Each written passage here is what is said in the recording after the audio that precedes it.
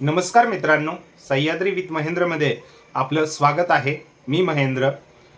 अहिल्यानगरचं राजकारण आता विधान परिषदेच्या जशा निवडणुका झाल्या तेव्हापासून फिरायला सुरुवात झालेली आहे.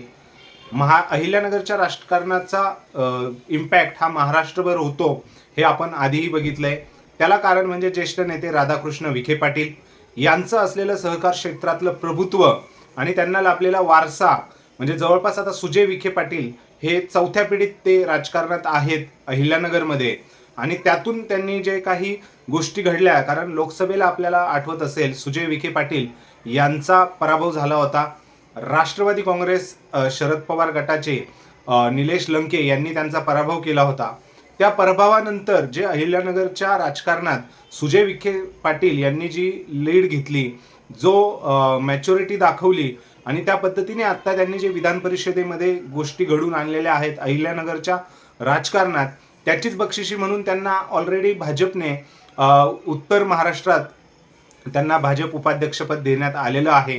तरी आपण आता या व्हिडिओद्वारे समजून घेणार आहोत की महाराष्ट्रात अहिल्यानगर सारख्या क्षेत्रफळाने मोठा असलेल्या जिल्ह्यामध्ये सुजय विखे पाटील यांनीच राधाकृष्ण विखे पाटील यांचा वारसा पुढे चालू ठेवत, म्हणजे अहिल्यानगरमध्ये विखे पॅटर्न.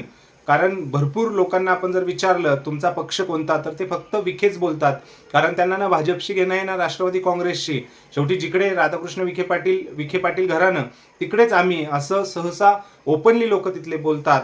आपण जाणून घेणार आहोत या व्हिडिओद्वारे काय गोष्टी घडल्यात आणि कसं सुजय विखे पाटील हे अहिल्यानगरच्या राजकारणामध्ये युवा नेतृत्वामध्ये आता केंद्रस्थानी आलेले आहेत. आपण विषय घेतोय जसा सुजय विखे पाटील यांचा खासदारकीला पराभव झाला त्यानंतर त्यांनी जे राजकारणात सक्रिय झाले अहिल्यानगरच्या, आणि त्यातून त्यांनी जी किमया घडून आणलेली आहे त्यावर आपण संक्षिप्त विस्ताराने चर्चा करत आहोत. तुम्ही जर बघितलं तर आता एक वेगळी पिढी म्हणजे तरुण पिढी अहिल्यानगरमध्ये उदय घेत आहे. जसं तुम्ही बघितलं आशुतोष काळे, विवेक कोल्हे, अमोल खताळ, सत्यजित तांबे, इकडे अरुण जगताप यांचे पुत्र संग्राम जगताप, विक्रम पाचपुते अशा, आणि इकडे मध्ये राहुरीमध्ये अक्षय कर्डिले, प्रसाद तनपुरे, ह्या जे नेते आहेत, ही जी युवा पिढी आहे त्या पिढीला आता सुजय विखे पाटील यांचं नेतृत्व मान्य करवण्यात आलेलं आहे किंवा त्यांना मान्य आहे. म्हणूनच ह्या उलटपुलट जे पक्षात भाजप पक्षामध्ये हे सगळे येत आहेत. आपण बोलतोय विधान परिषदेमध्ये विवेक कोल्हे हे ऑलरेडी भाजपमध्ये होते, परंतु ते कुठेतरी विखे गटाला कुठेतरी म्हणजे ताकद किंवा विरुद्ध प्रवाहामध्ये विवेक कोल्हे हे सामील आहेत असं बोललं गेलं. त्यानंतर विखे पाटील यांनी लगेच प्रसाद तनपुरे यांना विधान परिषदेची निवडणूक उमेदवारी भाजपकडनं जाहीर केली. त्यांनी राष्ट्रवादी काँग्रेस शरद पवार गटाकडनं त्यांना इन्कमिंग करून घेतलं आणि अक्षय कर्डिले यांनाही विधानसभेला ते निवडून आले त्यांच्या वडिलांच्या जागेवर. आता हे सर्व असताना संग्राम जगताप ऑलरेडी सुजय विखे यांच्याकडे आहे, भाजपचे समर्थक आहे. ते जरी आता राष्ट्रवादी काँग्रेस अजित पवार गटात असले तरी भविष्यात ते भाजपमध्ये येण्याचे चान्सेस खूप आहेत. त्या पद्धतीनेच विक्रम पाचपुते असू द्या, म्हणजे सगळ्या युवा नेत्यांना आता सुजय विखे पाटील यांनी मोठ बांधलेली आहे. आणि कुठे ना कुठे त्यांनाही आता सुजय विखे पाटील यांचं नेतृत्व हे मान्य आहे असं वाटतंय. कारण शेवटी या सर्व पिढीला कुठेतरी राजकीय वारसा नाही आहे आणि सुजय विखे राजकीय वारसा आहे परंतु तो दबदबा नाही आहे.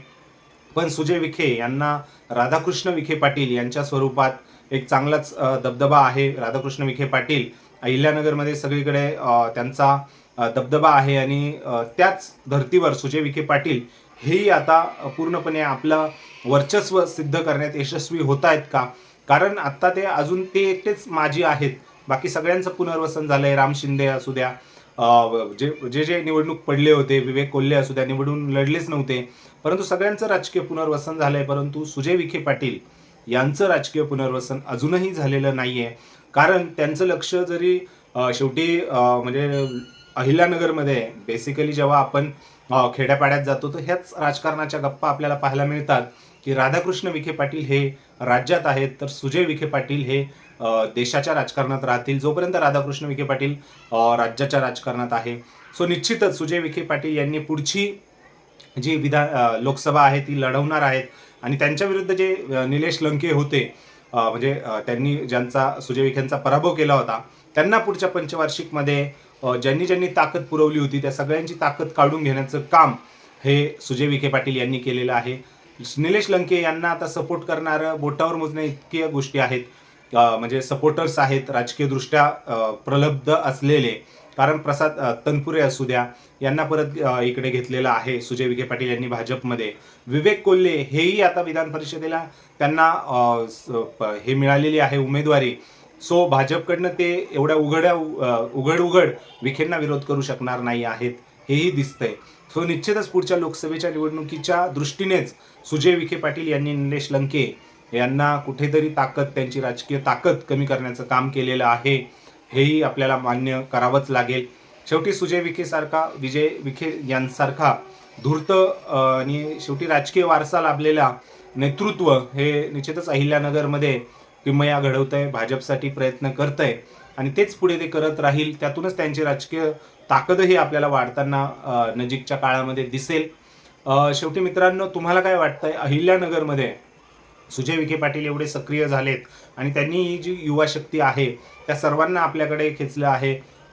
विरोधी पक्षात कुठेतरी त्यांनी नेतृत्वच ठेवण्याचं काम, हे मिटवण्याचं काम हे अहिल्यानगरमध्ये झालेलं आहे.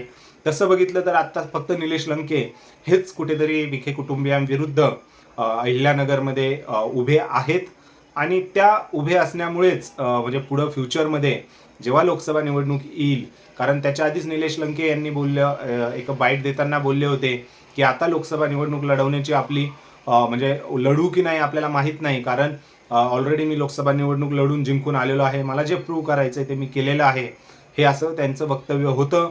त्यामुळे पुढे विधानसभा जर निलेश लंके यांनी लढवली तर अहिल्यानगर दक्षिणमध्ये खासदारकी निवडणूक लढवण्यासाठी कोण उभे राहील का नाही, हेही मोठा प्रश्न आहे. कारण शेवटी अहिल्यानगरमध्ये विखे कुटुंबीय जोपर्यंत राधाकृष्ण विखे पाटील आहे तोपर्यंत तर दबदबा आहेच, परंतु आता सुजय विखे पाटील हेही तेवढ्याच चलाकीने, तेवढ्याच चतुरपणे राजकारणात आपले पाय रोवतायत आणि त्यातूनच ते पुन्हा एकदा सिद्ध करतायत की येणारा काळ हाही विखे पाटील कुटुंबियांचाच अहिल्यानगरमध्ये राहणार आहे. यावरून ते बोलतायतच, आपल्याला दिसतंयच आहे. तुमचे काय विचार आहेत ह्या सर्व गोष्टीबद्दल? कारण सुजय विखे पाटील जेव्हापासून लोकसभा हरले तेव्हापासून अहिल्यानगरमध्ये पूर्ण ताकदीने सक्रिय झालेले आहेत. त्यांनी ते आता प्रसाद तनपुरे यांनाही त्यांनी पक्षप्रवेश करून दिला, विधान परिषदेची उमेदवारीही दिली. त्यामुळे निश्चितच सुजय विखे पुढचे म्हणजे अहिल्यानगरचे राजकीय सर्वेसर्वा ठरू शकतात का? पुढे अहिल्यानगरमधनं जसा राधाकृष्ण विखे पाटील यांचा महाराष्ट्र राज्यात दबदबा आहे तसाच सुजय विखे पाटील हेच योग्य त्यांची राजकीय गादी चालवण्यासाठी योग्य आहेत का, हे कमेंट सेक्शनमध्ये कमेंट करून नक्की व्यक्त करा. तसेच निलेश लंके यांच्याबद्दल तुम्हाला काय वाटतंय, त्यांच्या राजकीय परिस्थिती, ताकदीविषयी तेही आपल्या कमेंट सेक्शनमध्ये कमेंट करून नक्की व्यक्त करा. व्हिडिओ आवडला असल्यास लाईक करा, आपल्या चॅनलला नक्की सबस्क्राईब करा. भेटूया पुढच्या व्हिडिओमध्ये. तोपर्यंत जय महाराष्ट्र.